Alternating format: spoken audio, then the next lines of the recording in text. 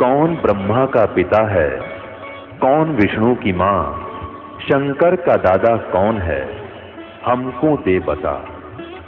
ये जानने के लिए कृपया सुनिए। जगत गुरु तत्वदर्शी संत रामपाल जी महाराज के अमृत वचन सर्व पवित्र धर्मों के पवित्र शास्त्रों के आधार पर।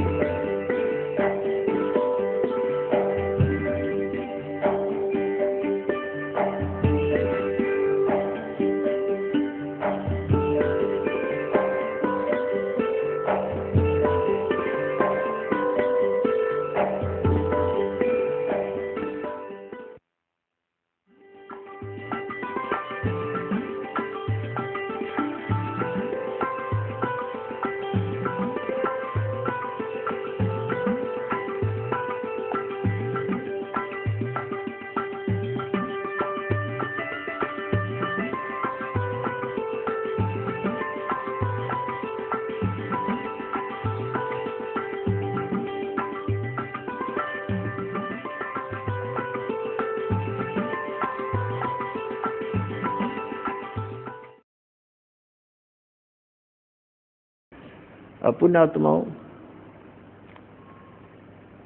परमात्मा कहते हैं कि झूठे सुख को सुख कहे ये मान रहा मनमोद, ये सकल चबीना काल का कुछ मुख में कुछ बोध। आज उस बूढ़े के घर में जो कैर था शायद किसी के घर में होगा, जहां वो ये सोच रहा था कि जो सुख आज मुझे शायद किसी को होगा। जब तक हम उस परम पिता की शरण ग्रहण नहीं करेंगे और जो साधनाएं हम करते हैं उससे हम मान बैठे हैं कि ये साधना से मुझे लाभ हो रहा है, कहां गई उसकी साधना, जो कैर टूट गया उस घर पे। तो पुण्यात्माओं, इसका समाधान केवल एकमात्र कबीर परमात्मा है और उसकी ये सच साधना जो दास के पास है। इसके अतिरिक्त कोई कबीर साहब का नाम लेकर के अगर आपको कोई जंतर मंत्र बताता है तो व्यर्थ है, यूजलेस है। और ये मंत्र जो दास आपको देता है ये है वो कारगर मंत्र।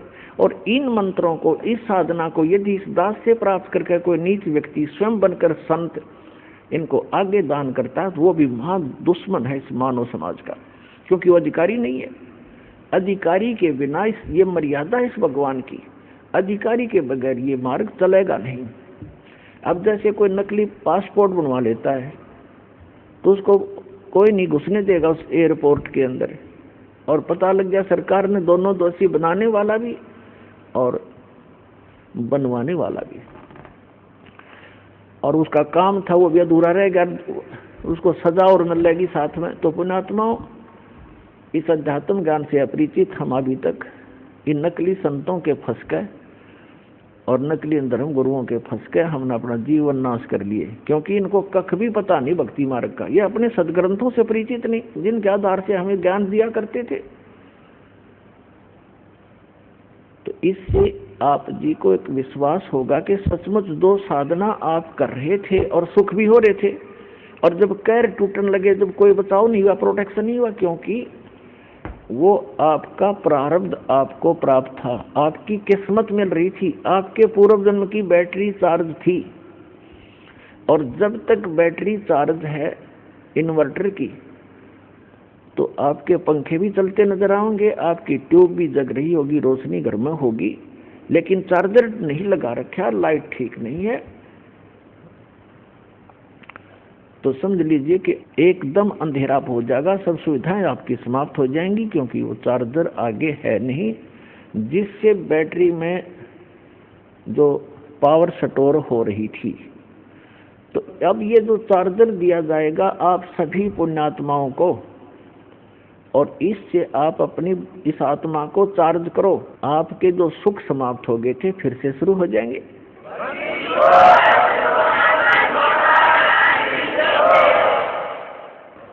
परमात्मा कबीर जी कहते हैं, गुरु बिन माला फेरते, गुरु बिन देते दान, गुरु बिन दोनों निष्फल हैं, चाहे पूछो वेद पुराण। गुरु गोविंद दोनों खड़े, काके लागू पाए, बलिहारी गुरु अपना जिन गोविंद दियो मिलाए। गुरु बड़े गोविंद से मन में देख विचार, हरि सुमरे सो रह गए गुरु सुमरे हो अपार। कबीर हरि जे रूठ जा गुरु की शरण में जाए, कहे कबीर गुरु रूठ गए तो हर ना करे सहाय। अब जैसे क्या बताते हैं परमात्मा कि जिस समय आपका राम रूठ गया, हरि रूठ गया, भगवान रुष्ट हो गया, तो कैसे लक्षण होंगे? जैसे कोई दुखी व्यक्ति होता है और उसको आपदा पर आपदाएं आ रही हैं, तो वो अपने आप कहता है कि भाई मेरा भगवान रुष्ट हो गया, मेरा राम रूठ गया। और जिसके सुख दिखाई देता है उसको सभी कहते हैं कि भाई इसका भगवान राजी है, इसका परमात्मा प्रसन्न है इसके ऊपर। तो पुण्यात्माओं, जैसे परमात्मा प्रसन्न का क्या लक्षण है कि उसके पुण्य उसके साथ हैं, तो तब तक उसका भगवान खुश दिखाई देता है। और जिसके पास पुण्य नहीं है उस पर पुण्य से सुख होता है और पाप से दुख होता है। जिनके पास पुण्य नहीं है, पाप स्टार्ट हो गए, तो उनका राम रूठ गया, यानी उन पर आपत्ति आनी प्रारंभ होगी। तो यहां परमात्मा कहते हैं कबीर परमेश्वर जी अपनी महिमा आप पे बताने आते हैं। वो आप पे आरती, आप पे साजे, आप पे किंगर, आप पे बाजे, आप पे ताल ध्यान दनकारा, आप नचे आप देखे नारा, कह कबीर ऐसी आरती गाऊं, आप मध्य आप समाओ। अपनी महिमा अपने बच्चों को वो स्वयं बताने आते हैं, क्योंकि भगवान की महिमा न भगवान न बता सके, जीव कैसे बता सकता है? ठीक है, उसके बताने के बाद हमारे जैसे परमात्मा ने दया करी जीवों पर, तो हम उनके द्वारा उसके बच्चों तक ये संदेश उसका एज इट इज भेज रहे हैं। अब क्या बताते हैं कि जब आपका राम रूठ गया तो आपके पुण्य समाप्त हो गए, आपत्ति स्टार्ट होगी, दुख पर दुख आने लगे। तो परमात्मा कहते हैं कि उसका समाधान क्या है? जैसे आप कोई एक घड़ा पानी का भर के या एक बोतल पानी की भर के और सफर में जा रहे हो या कहीं खेतों में काम कर रहे हो, कोई मजदूरी कर रहे हो, और वो घड़े का जो पानी आपका जल समाप्त हो गया। जब तक जल था तो नो प्रॉब्लम, जब जल समाप्त हो गया तो बड़ी प्रॉब्लम, प्यास से प्राण निकलने को हुए। तो उस आपत्ति आ गई आपके ऊपर, क्योंकि आपके घड़े का जल समाप्त हो गया। वो कहाँ मिले? हैंड पंप पर जाइए, हैंड पंप पर जाइए और फिर वो जल का मटका घड़ा फिर भर लाइए, फिर सुख शुरू हो गई, वो आपत्ति फिर टल गई आपकी। तो यहां परमात्मा कहते हैं गुरु गोविंद दोनों खड़े और काके लागू पाए, बलिहारी गुरु अपना जिन गोविंदियों मिलाए। एक तरफ तो हैंड पंप खड़ा है, हैंड पंप है, एक तरफ एक मटके में जल है, घड़े में, जग में। तो परमात्मा हमें बताना चाहते हैं कि इन दोनों में से आप किसको सिलेक्ट करोगे? घड़े में जो 10-20 लीटर पानी है जग में, और एक तरफ हैंड पंप लगा है, आप इन दोनों में से किसको चाहोगे? बुद्धिमान व्यक्ति हैंड पंप को चाहेगा, क्योंकि हैंड पंप से 100 घड़े भर ले और घड़े में जल है वो 10 किलो 20 लीटर ये एक दिन में समाप्त हो जाएगा। तो यहाँ बताते हैं गुरु गोविंद दोनों खड़े। आप जो समझते हो कि जो आप सुख मानते हो वो सुख कहाँ है? उस गुरु जी के माध्यम से प्राप्त होगा आपको। अब जल तो समझ लो भगवान है और हैंडपंप गुरु जी है। तो परमात्मा आपसे पूछते हैं और आप ही जवाब देते हैं कि गुरु गोविंद दोनों खड़े, एक मटके में जल और एक हैंडपंप। अब काके लागू पाए, आप पे उत्तर देते हैं बलिहारी गुरु अपना जिन गोविंद दिया मिलाए। तो पुण्यात्माओं, समझदार को संकेत पर्याप्त होता है, बहुत होता है। क्योंकि जो दुख आप पर आ गए और गुरु रूपी हैंडपंप के अंदर वो शक्ति गॉड परमात्मा वाली विद्यमान है जो आपने सुख देगी। तो गुरु जी के पास आइए और उन सुखों को फिर प्राप्त कर लीजिए जो आपके समाप्त हो गए थे। तो यहाँ आने से आपके वो जग, आपके घड़े फिर से भर दिए जाएंगे इस सत साधना और आशीर्वाद के द्वारा।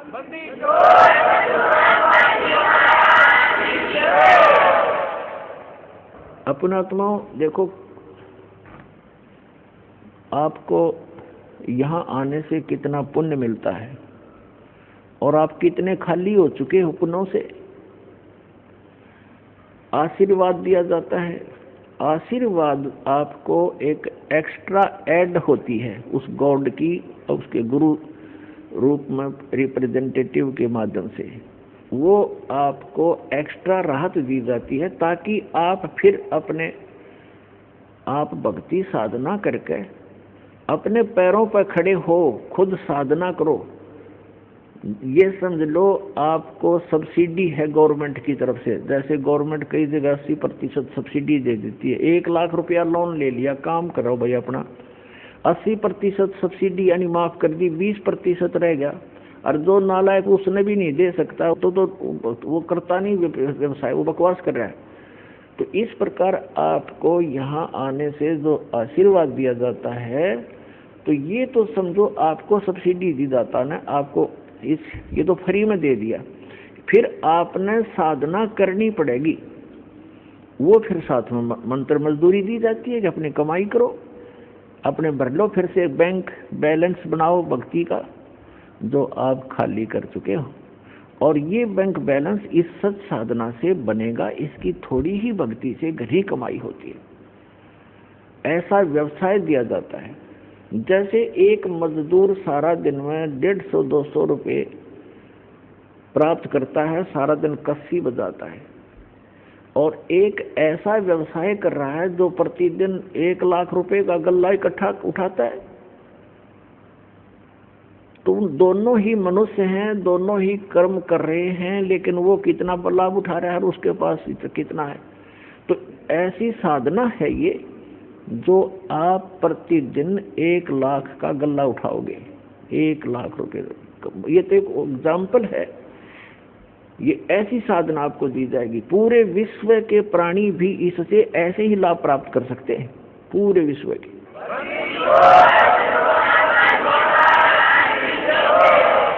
क्योंकि यहाँ तो आपने मजदूरी करनी है और इस मजदूरी का बेनिफिट मिलेगा वहाँ, वो साहूकार देगा इसका बदले में आपको, सतलोक में बैठा जो सत्य पुरुष।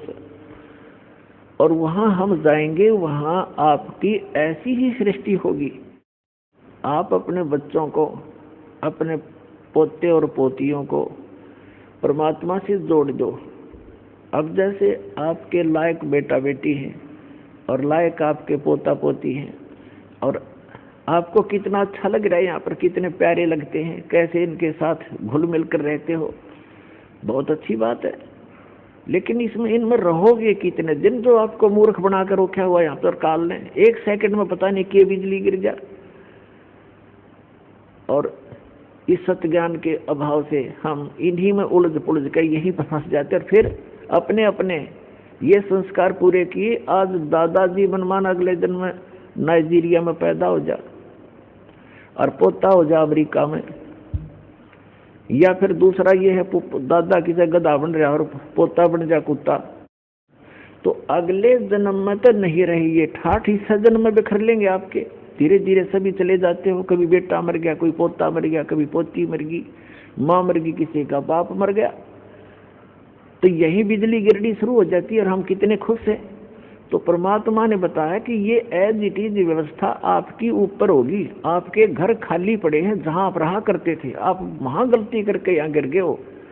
अब वो आपके समझ में नहीं आती, क्योंकि आप इस व्यवस्था में फाइनल हो चुके हो, इसको फाइनल मान चुके हो कि ऐसा ही होता है सबके साथ। नहीं, अब इससे आपका बुद्धि का सतर उत्तिष्ठ होगा, उठेगा, उभरेगा।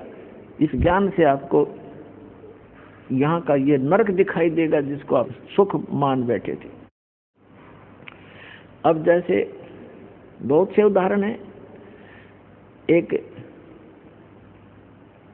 ये पोलैंड देश का एक पूरा का पूरा कैबिनेट माने मंत्रिमंडल, यानी जिसमें 95 मंत्री प्रधानमंत्री थे, और सारे के सारे जहाज में बैठ के किसी का शोक व्यक्त करना चाहते, किसी की मृत्यु के ऊपर, और उनका वो जहाज दुर्घटनाग्रस्त हो गया। वो सारे के सारे मर गए एक ही सेकंड में। अब ये 2 साल पहले की बात है, सन 2011 में। तो पुण्यात्माओं, परमात्मा कहते हैं इस झूठे सुख को सुख है ये मान रहा मनमोद, ये सकल जबीना काल का, ये काल का आहार है सारा, और कुछ मुख में कुछ गोद। अब कितनी हवा में उड़ रहे थे वो, प्रत्येक आदमी ऐसे ही रहता है। एक छोटा सा व्यवसाय करने वाला ही फूला नहीं समाता, वो तो प्रधानमंत्री मंत्री सतर के आदमी थे, तो उनकी कितनी इच्छाएं थी, ये कर देंगे, वापस आएंगे, ऐसा करेंगे, वैसा करेंगे। अब खाक करेंगे। अब कोई बिल्ली बनकर घूम रहा, कोई कुत्ता बनकर घूम रहा होगा, कोई गधा बन गया होगा, कोई किसी और दुर्गति में गंदी नाली का कीड़ा बनेंगे। तो अभी तक हमें पता नहीं था कि इसका कोई विकल्प है, कोई अल्टरनेट है। अब अल्टरनेट है, गारंटीड है, गॉड गिवन है। इस दास के पास प्राप्त है, कल्याण करा लो, और नहीं तो इसको विवेचन करो।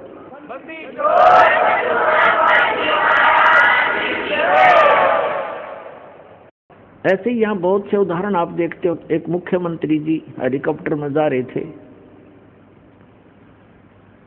आगे लोग उनकी स्वागत में मालाएं लिए खड़े थे, और वो दुर्घटनाग्रस्त हो गया। 3 दिन में लाश पाई उस मुख्यमंत्री जी की। और अब क्या बनेगा आगे का हमें पता है, इस दास को पता है, परमात्मा के विधान से परिचित। अगले जन्म में गधा बनेगा। अपने पूर्व जन्म की मलाई को नाश कर लिया, आगे भक्ति की नहीं, चार्जर ठीक मिला नहीं। पुण्यात्मा होते हैं जितने मंत्री हैं या अफसर हैं, अधिकारी हैं, या कोई व्यवसाय है जिसका, और या वैसे मानव श्री प्राप्त है जिनका, जो तो वो भक्ति के लिए भटकते रहते हैं। वो चाहते हैं हम भक्ति करें, और वो करते भी रहते थोड़ी बहुत, लेकिन वो साधना ठीक नहीं। शास्त्र विधि को त्याग कर दो, मनमाना आचरण करते। जैसा आपको रोहतक के एक परिवार का उदाहरण दिया, वो साधना कर रहे थे, शास्त्र विधि त्याग का मनमाना आचरण कर रहे थे। वो नकली गुरु था जो उनसे क्रियाएं करा रहा था, और उनको ये भ्रम था कि तुम इन गुरु जी के द्वारा बताएगी साधनाओं से आप सुखी है।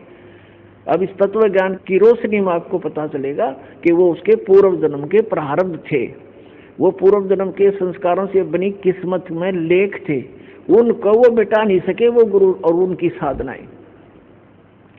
और ये सतपुरुष कबीर भगवान की साधना इस दास के पास है। इससे कहते हैं संत शरण में आने से आई टले बला, और जब मस्तक में सूली हो, मृत्यु हो, वह कांटे में टल जा।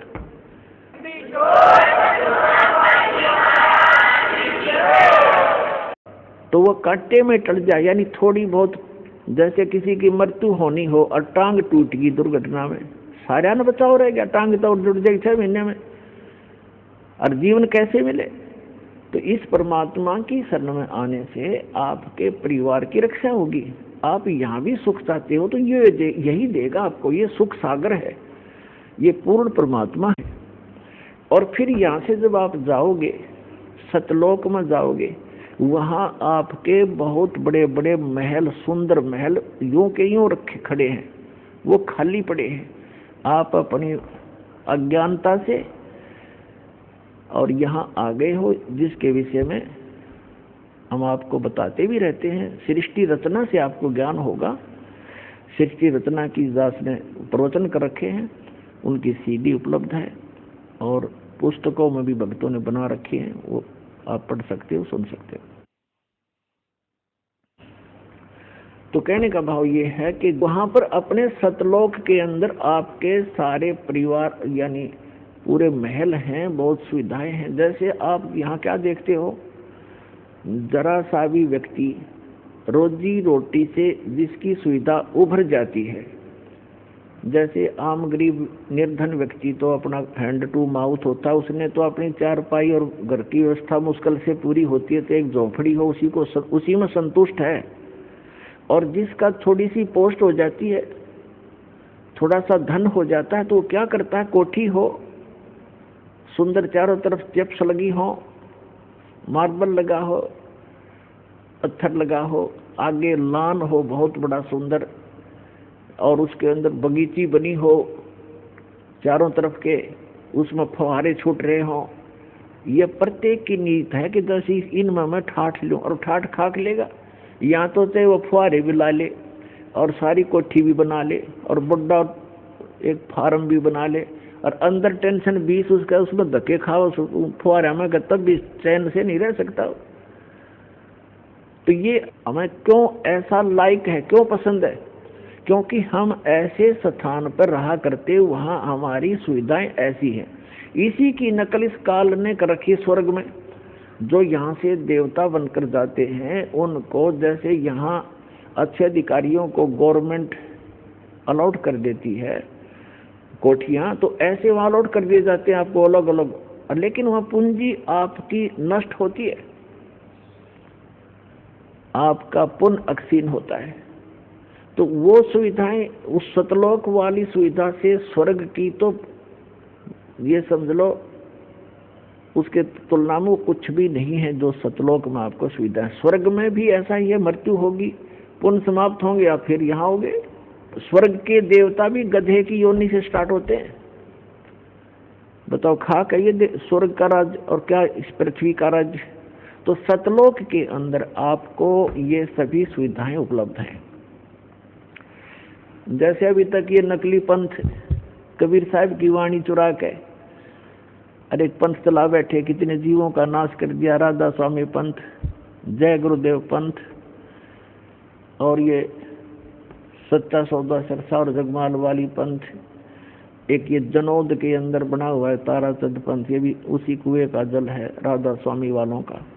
तो ये क्या बताते हैं ऊपर कि प्रकाश ही प्रकाश है, चेतन ही चेतन है।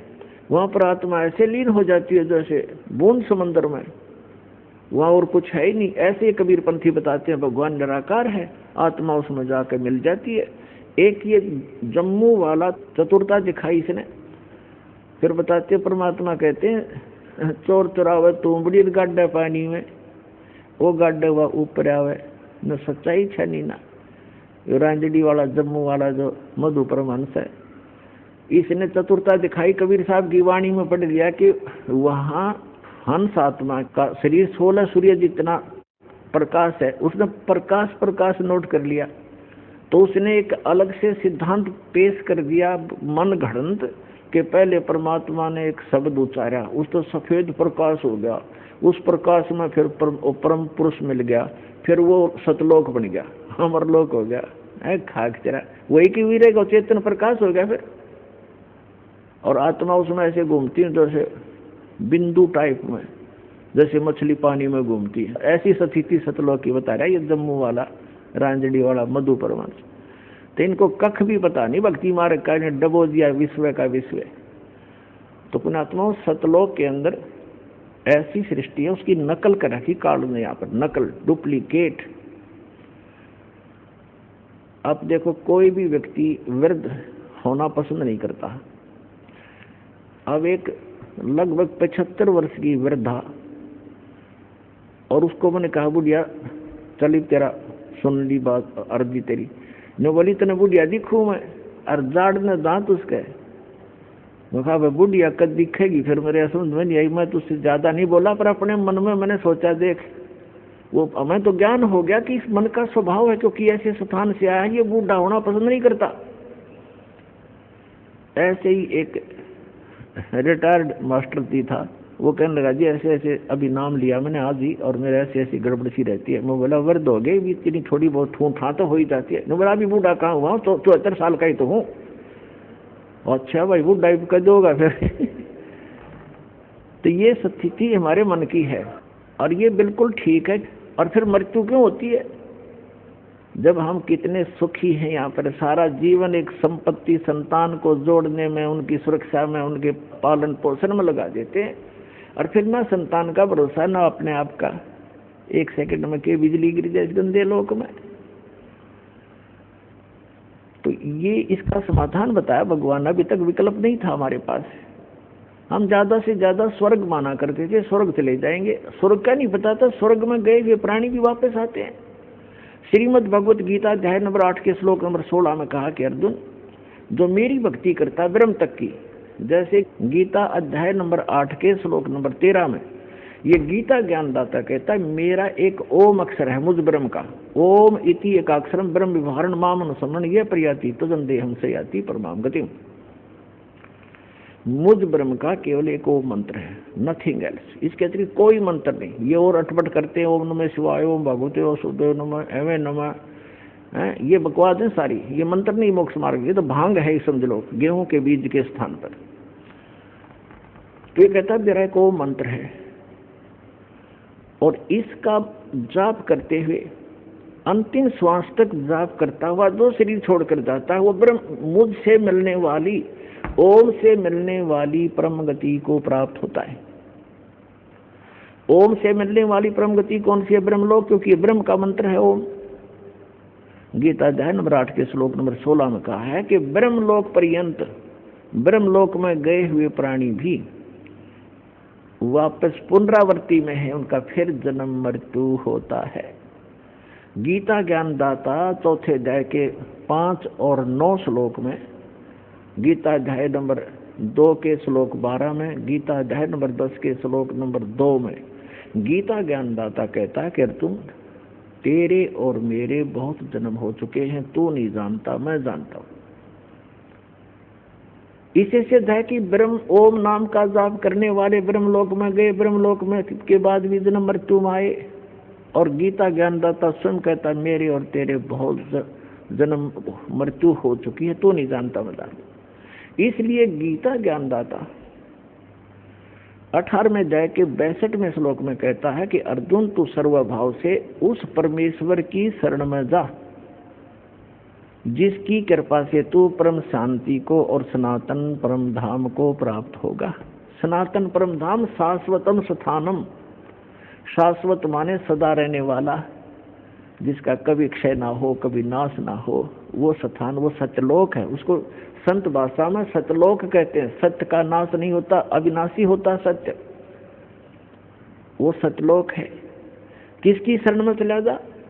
गीता अध्याय नंबर 8 के श्लोक नंबर 1 में अर्जुन ने पूछा कि हे भगवान, गीता ज्ञानदाता से कि आप जी ने गीता अध्याय नंबर 7 के और श्लोक नंबर 29 में 29 में कहा है कि जो व्यक्ति जरा और मरण से छूटने का ही प्रयत्न करते हैं, जरा माने वृद्धावस्था और मरण माने डेथ, मृत्यु, जो जरा और मरण से ही छूटने का प्रयत्न करते हैं, यानी संसार की किसी वस्तु की इच्छा नहीं रखते, ते ब्रह्म तत्विदु कर्षणम अध्यात्म अखिल च कर्मम, वो सारे अध्यात्म से और सभी कर्मों से और तत्ब्रह्म से परिचित हैं। अब गीता अध्याय नंबर 4 के श्लोक नंबर 32 और 34 में 2 कंसेप्ट क्लियर किए हैं। एक तो ये किया है कि सच्चिदानंद घन ब्रह्म स्वयं आकर के वो परम अक्षर ब्रह्म अपने मुख कमल से तत्व ज्ञान बताता है, उसके अंदर उस परमात्मा के पाने की यथार्थ विधि होती है, उसको तत्व ज्ञान कहा। चौथे अध्याय के 34वें श्लोक में कहा कि अर्जुन, तू उस तत्व ज्ञान को जो complete God given complete spiritual knowledge है, पूर्ण परमात्मा परम अक्षर ब्रह्म के द्वारा दिया गया जो सच्चा ज्ञान है, वो तत्व ज्ञान है, उसको तू तत्वदर्शी संतों के पास जाकर समझ, उनको दंडवत प्रणाम करने से, कपट छोड़कर सरलता पूर्वक प्रसन्न करने से वो तत्वदर्शी संत तुझे उस तत्व ज्ञान का बोध कराएंगे, उपदेश करेंगे।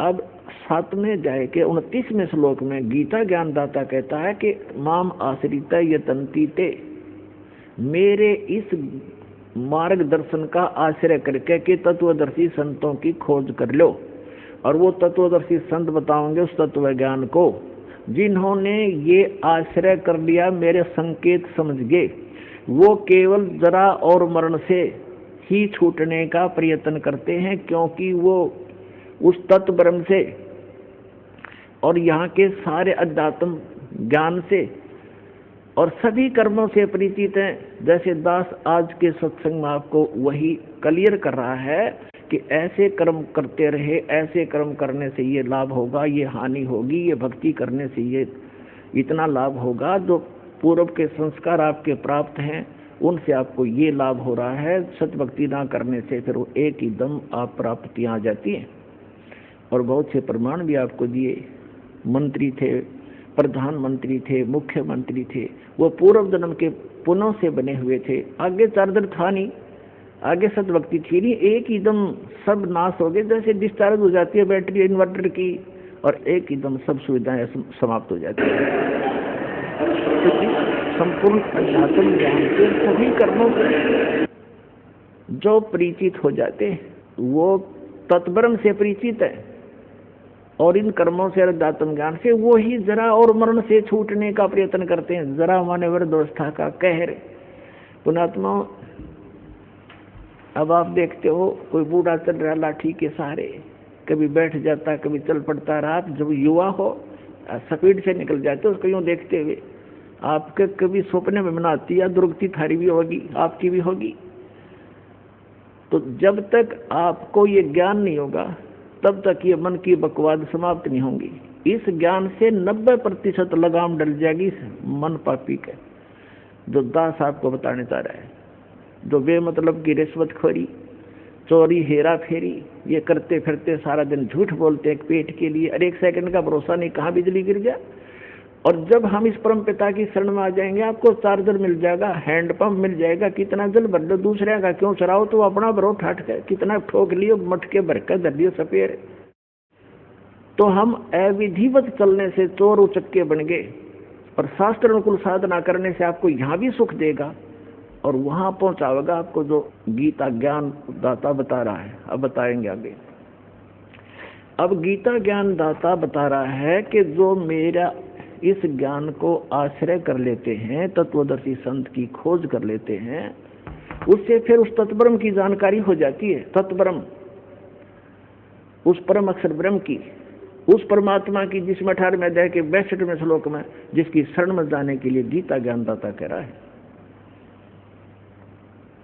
उसकी जानकारी होती है और सभी कर्मों से परिचित हो जाते हैं और सभी अध्यात्म कंप्लीट स्पिरिचुअल नॉलेज से वो परिचित हो जाते हैं।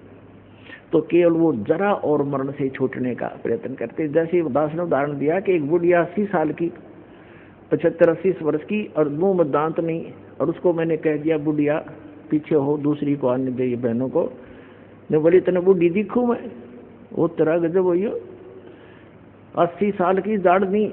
ये बिल्कुल सही है, क्योंकि हम वृद्ध होना कति लायक नहीं करते और न ही हम मृत्यु पसंद करते, और ये दोनों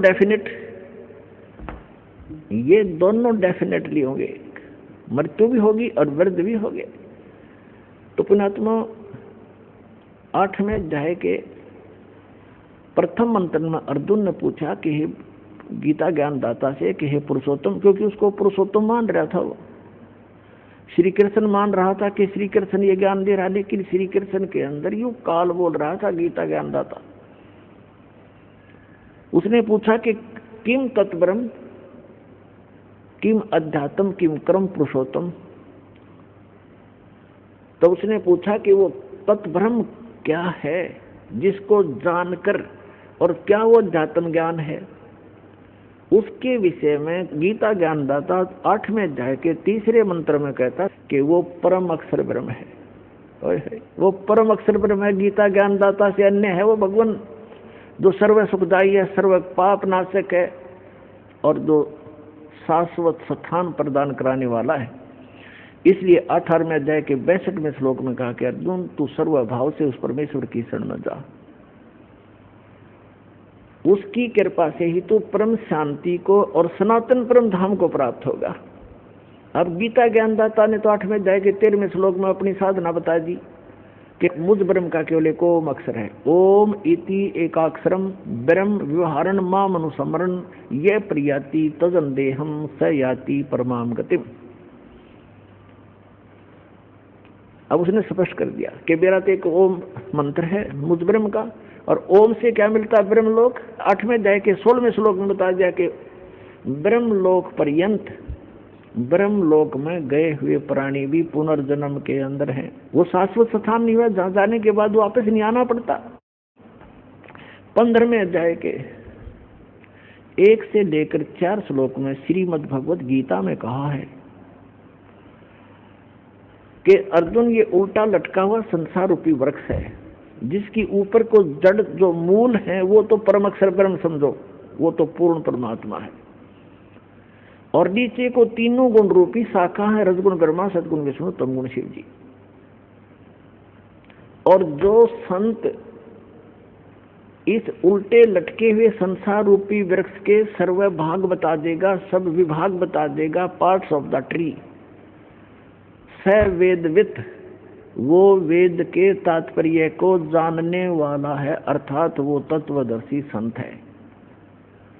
4 अध्याय के 34वें श्लोक में कहा है कि उस तत्वदर्शी संत की शरण में जा, उनको दंडोत प्रणाम करने से, कपट छोड़कर प्रश्न करने से वो तत्वदर्शी संत तुझे उस तत्व ज्ञान का उपदेश करेंगे। उसकी पहचान बताइए 15वें अध्याय के प्रथम मंत्र में, जो उल्टे लटके हुए संसार रूपी वृक्ष के सभी छंद बता देगा, सब विभाग बता देगा, स वेदवित, वो तत्वदर्शी संत है। जब परम पूज्य कबीर परमेश्वर जी आदरणीय स्वामी रामानंद जी को सचखंड लेकर गए थे, फिर उनको वापस छोड़ा था, तब कहा था दोहू ठौर है, एक तू भया एक से दो, और रामानंद कहे हम कारणे तुम आए हो मगजो। तुम साहेब तुम संत हो, तुम सतगुरु तुम हंस, और गरीबदास तेरे रूप बिना और न दूजा अंश। तुम ही साहेब हो, परमात्मा हो, तुम ही सतगुरु हो, सच्चा ज्ञान मालिक आपके पास ही है, इस विश्व में किसी के पास सच्चा ज्ञान नहीं है, आप सतगुरु हो। तुम साहेब तुम संत हो, एक संत, संत माने सीधा, संत सोए जो सीधा चले, सब बकवादें छोड़ दे, यहाँ की सब बुराइयों से हट करके अपना जैसे मालिक दे उसी में गुजारा करे, संत सोए जो सीधा चले। तुम साहेब तुम संत हो, तुम सतगुरु तुम हंस, यानी सब बुराइयों से बचे हुए एक सच्चे हंस, सच्चे भक्त भी आप ही ने भूमिका की है। तुम साहेब तुम संत हो, तुम सतगुरु तुम हंस, और गरीबदास तेरे रूप बिना और न दूजा अंश। तो सतगुरु रूप में आए हुए 600 वर्ष पहले कबीर भगवान ने ये तत्व ज्ञान बताया था उस परम अक्षर ब्रह्म ने। वो काशी के अंदर जो धानक रूप में रहे थे, दुल्हाई रूप में, वो परम अक्षर ब्रह्म थे, और आज भी हैं वो हमारे को ज्ञान देने आए थे, हमारे को एक ट्रायल देने आए थे कि संसार में गणे धन की जरूरत नहीं है, जो घना इकट्ठा करता हो महामूर्ख है। कबीर साहब कहते हैं परमात्मा आपको दे जो आपके प्रारब्ध में, आपकी किस्मत में है, हर स्वीकार करो, लेकिन उसको दुरुपयोग ना करो। बीड़ी शराब मांस तम्बाकू अरे तोचले बनाने पे, नाचने और गाने पे, ब्याह के अंदर बकवाद करने पे, ये दुरुपयोग है तुम्हारा। इसको या तो दान करो और अपना सीमित सा अपना धंधा करो, जो भगवान में बाधक ना बने। तो यहाँ परमात्मा ने रहकर दिखाया था कि टोटे में भक्ति करे, सोए सही सपूत, और ये मायाधारी मस्करे ना जाने कितने जालिए होते। तो परमात्मा ने बताया कि एक रिहर्सल करके दिखाई, दाता ने एक रोल किया कि भगत को इतना पर्याप्त है, घर तो 3.5 हाथ गणाते 4.25, कह कबीर जो घना चावे उसको नहीं विचार। फिर भी भगवान जो आपको दे रखा है उसमें संतुष्टि रखे, और केवल माया की ही डिमांड भगवान से नहीं करे। परमात्मा कोई बालक नहीं है। डॉक्टर के पास आप चले जाते हो, अब डॉक्टर को तो सारा पता है मरीज का, जब उसके दाखिल हो गया, वो एडमिट हो गया, अब मरीज अपना दर्द तो बता सके हैं, लेकिन डॉक्टर ने कौन सा इलाज पहले करना वो तो डॉक्टर जानता है। अब जैसे आपका एक्सीडेंट हो गया, डॉक्टर के पास चले गए, आपका रक्त बह रहा है, ब्लड निकल रहा है, ब्लीडिंग हो रही है, उधर से आपकी टांग में पीड़ा हो रही है, तो वो डॉक्टर आप बेशक चिल्ला रहे होगे, लेकिन पहले ब्लड को रोकेगा कि ब्लड बह गया तो ये मर जाएगा, या टांग की चीज तो फिर बंद कर दूंगा, तो पहले वो ब्लड बंद करेगा ताकि आपका जीवन नाश ना हो, वो दर्द फिर हो जाए खत्म। तो इसी प्रकार आप जी यहाँ आते हो एक परमात्मा के हॉस्पिटल में आ गए, आपके सारे दुख दूर होंगे। अब आपने टारगेट बना रखा है मेरा ये काम हो, बस ये हो, और भगवान ने ये पता कि इसकी जान जाने वाली है, 10 दिन के बाद इसका जीवन नहीं है, तो आपकी एज एक्सटेंड करेगा। उम्र एक्सटेंड करने के लिए जो आपको एड दे रहा है वो काम आपका भले ही ना हो रहा है, लेकिन आपको जीवन दान दे करके वो 100 सुख देगा फिर आगे चल के। और मरीज ये कहे मेरे टांग में पीड़ा, तू कैसा डॉक्टर है, मुझे दर्द ये ठीक हो रहा, लेकिन डॉक्टर को पता है कि इसका ब्लड रोकना जरूरी है, तो डॉक्टर वही काम करेगा जो आपके हित में होगा, आपकी नहीं मानेगा पहले वो। उसको मालूम है कि आप चिल्ला रहे हो, उसको मालूम है कि इसमें ऐसी पीड़ा होगी, लेकिन ये घातक नहीं है। तो छोटे मोटे जो कष्ट आपको यहाँ आने पर भी हो रहे हैं, जैसे कई तो ऐसे आते ठीक हो जाते, कुछ एक को अभी वो राहत नहीं मिल रही है जो वो डिमांड लेकर आते हैं। उसका कारण क्या है कि आपका जीवन नाश होने वाला होगा निकट भविष्य में, और परमात्मा आपको एक्सटेंड करेंगे, पहले वो ठीक करेंगे आपका, फिर आप पे सारा सुख होता चला जाएगा, जीवन भी मिलेगा, भक्ति भी होगी, सारा सुख भी यहाँ का जो चाहिए वो भी देगा।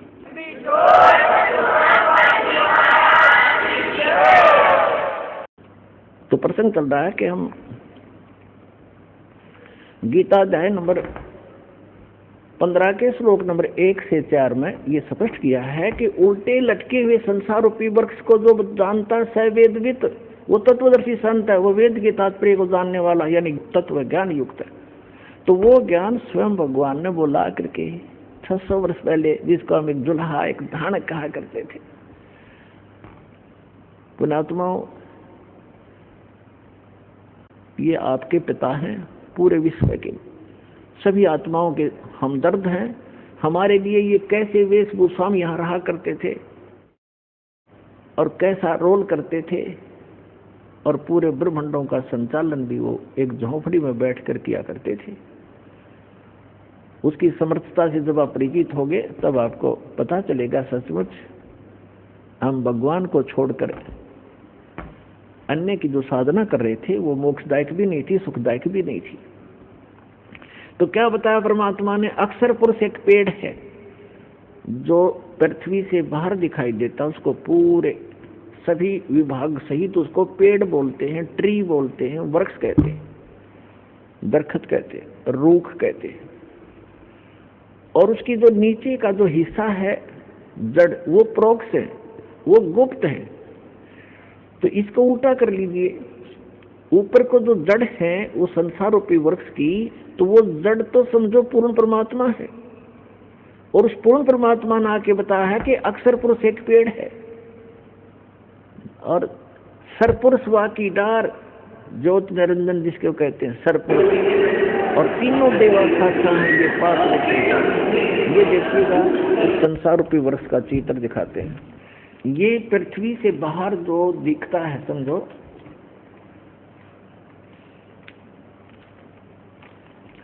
ये जो इतना है, ये देखिएगा ये स्थिति है वृक्ष की, पेड़ की। परमात्मा ने खुद बताया कि अक्षर पुरुष एक पेड़ है, ये सारा एक पेड़ है, और इसका तना जो है ये अक्षर पुरुष है, और सरपुरुष या की डार, और तीनों देवा शाखा हैं ये पात रूप संसार। आप जी यहाँ पर हैं नीचे, और ये अक्षर पुरुष है, ये तना है। ये अक्षर पुरुष तो समझो एक तना है ये इस पेड़ का, और इससे एक मोटी डार निकली है, वो सरपुरुष है। ये सरपुरुष है जिसको ब्रह्म कहते हैं, ब्रह्म।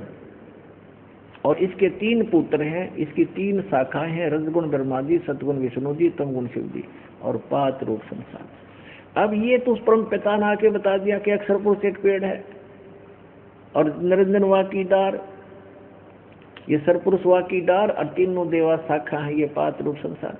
तो ये जड़ कौन है ये बताने के लिए दास को भेजा है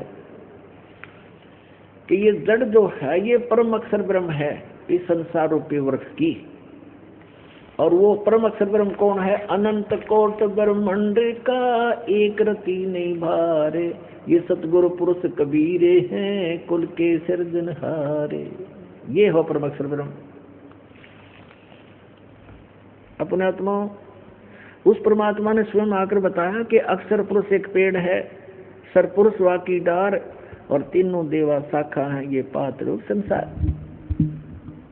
तो गीता अध्याय नंबर 15 के श्लोक नंबर 1 में कहा कि जो संत, जो व्यक्ति संसार रूपी वृक्ष के इन सभी पार्ट्स को बता देगा, छंद को बता देगा, स वेदवित, तो तत्वदर्शी संत। उसके पश्चात चौथे अध्याय के 15वें अध्याय के चौथे श्लोक में कहा, उसके पश्चात परमेश्वर के उस परम पद की खोज करनी चाहिए जब तत्वदर्शी संत मिल जाए। उस तत्व ज्ञान से गीता अध्याय नंबर 15 के श्लोक नंबर 1 से 4 का निष्कर्ष दास बताने जा रहा है।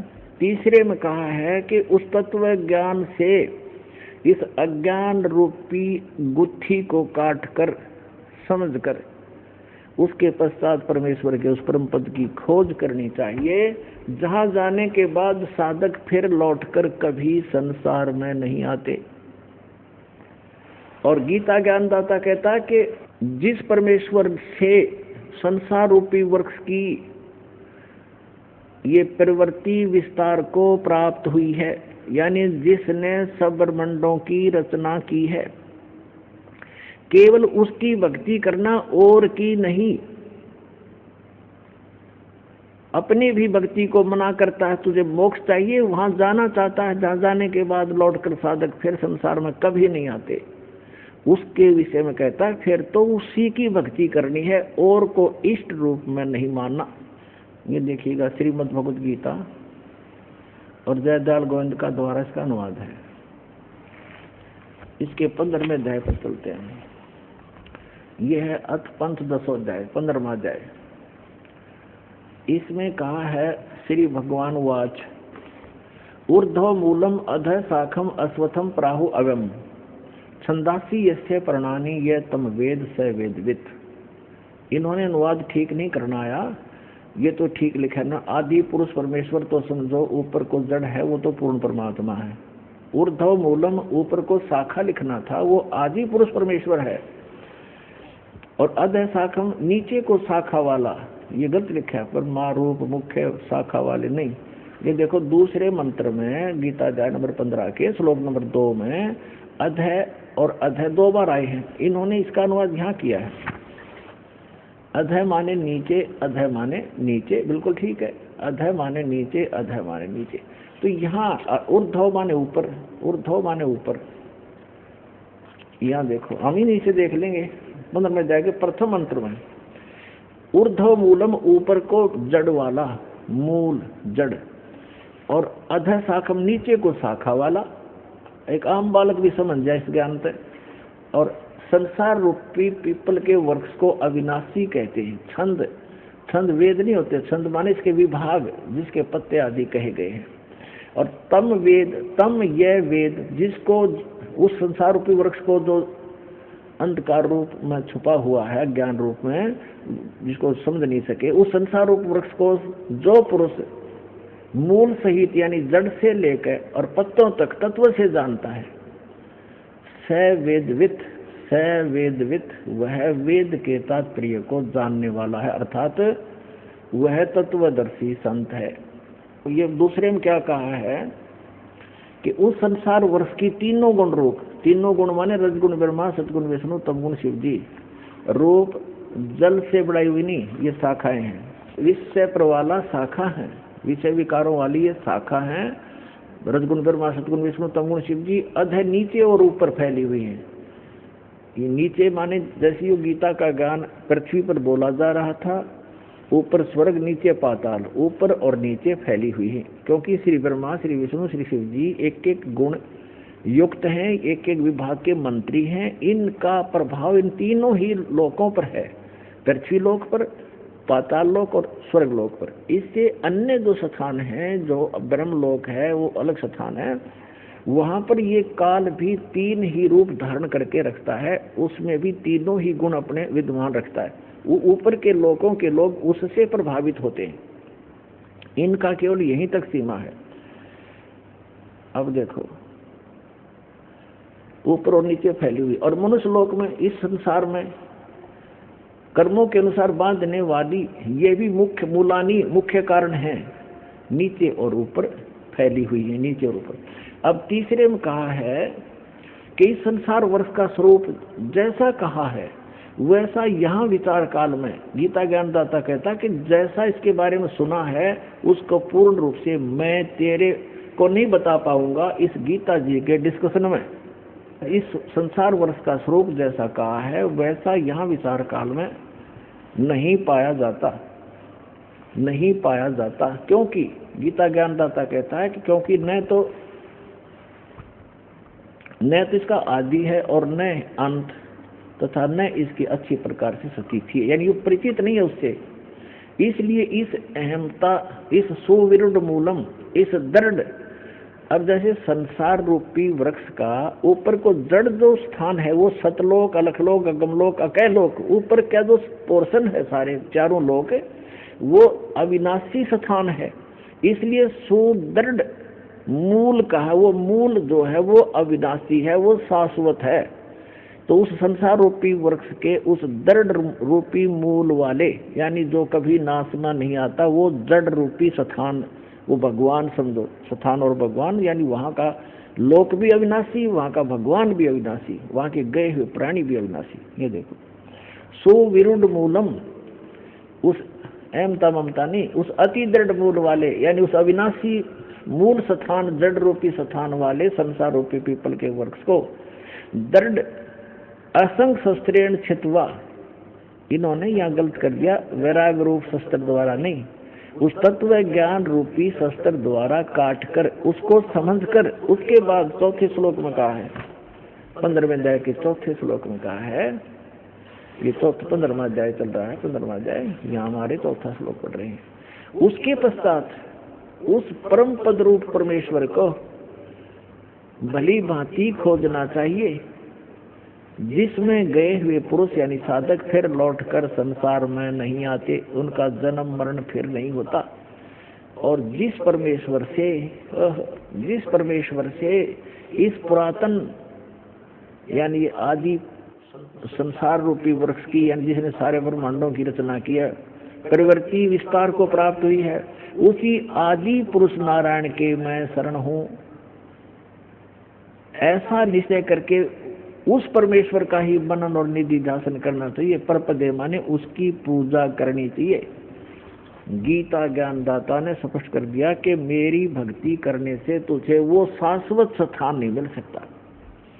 उसके लिए गीता अध्याय नंबर 17 के श्लोक नंबर 23 में गीता ज्ञानदाता ने संकेत दिया है कि उस सच्चिदानंद घन ब्रह्म की साधना के 3 मंत्र हैं उसके पाने के।